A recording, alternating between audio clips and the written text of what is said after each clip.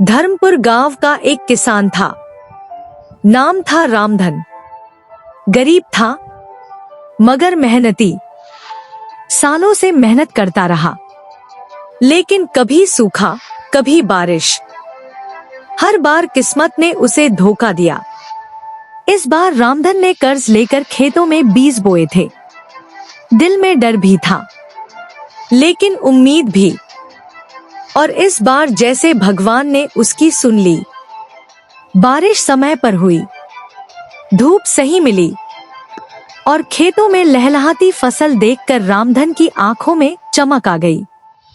वो खुशी से अपनी पत्नी सुनीता से बोला, देखो सुनीता, इस बार तो भगवान ने हमारी मेहनत का फल दिया है। अब हमारे बच्चे भूखे पेट नहीं सोएंगे। सुनीता की आंखों में भी खुशी थी। हाँ रामधन, मेहनत रंग लाई है। अगर ये फसल सही सलामत कट गई तो कुछ महीनों का चैन मिलेगा।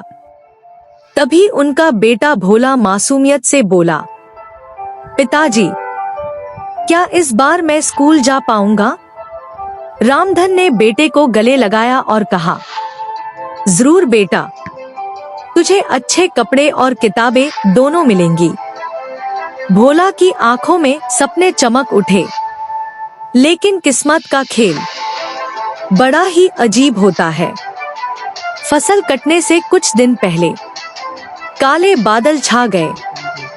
तेज आंधी चली, मूसलाधार बारिश हुई और सारी फसल पानी में डूबकर बर्बाद हो गई। रामधन खेत में जाकर मिट्टी पर बैठ गया और रो पड़ा, हे भगवान, ये मेरे बच्चों का कसूर क्या था? सुनीता ने आंसू पोंछते हुए कहा, हार मत मानो रामधन, ये वक्त भी निकल जाएगा। भगवान हमारी मेहनत जरूर देखेंगे। भोला भी पास खड़ा था। उसकी आंखों में आंसू थे, लेकिन उसने पिता का हाथ पकड़कर कहा, पिताजी, आप मत रोइए। मैं पढ़ लिख कर हमारी जिंदगी बदल दूंगा।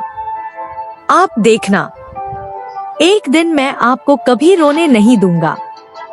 रामधन ने बेटे को सीने से लगा लिया। उसने समझ लिया कि असली फसल खेतों में नहीं, बल्कि बच्चों की उम्मीद और हिम्मत में होती है। समय बीतता गया।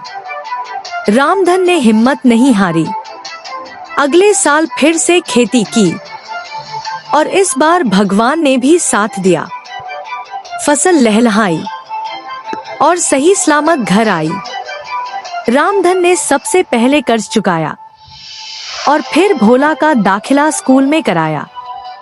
बेटे की आंखों में सपने थे और पिता के दिल में सुकून। रामधन मुस्कुराया और मन ही मन बोला, गरीबी इंसान को रोक सकती है, मगर उसके सपनों को कभी नहीं तोड़ सकती, क्योंकि असली अमीरी खेतों में नहीं, उम्मीद और मेहनत में होती है।